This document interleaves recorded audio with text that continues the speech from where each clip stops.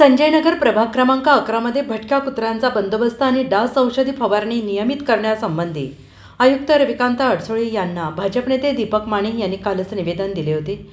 त्याची त्यांनी तात्काळ दखल घेता संजयनगरमध्ये प्रभाग क्रमांक 11मध्ये भटके कुत्रे पकडण्याची मोहीम आणि औषध फवारणी सांगली महापालिकेकडून लगेच सुरुवात करण्यात आली। याबद्दल आयुक्त साहेबांचे दीपक माने यांच्या टीमने आभार मानले आहेत। ही मोहीम संजयनगरमधील भटक्या कुत्र्यांची संख्या जोपर्यंत आटोक्यात येत नाही तोपर्यंत अखंड सुरू राहणार असून प्रभागातील संजयनगरमधील भटके कुत्रे किंवा इतर नागरी समस्यांबाबत नागरिकांच्या काही तक्रारी असतील तर दीपक माने यांना संपर्क करावा असे आवाहन त्यांनी केलं आहे। आपल्या समस्या सोडवण्यासाठी प्रयत्न केले जातील असंही ते पत्रकारांशी बोलताना म्हणाले आहेत।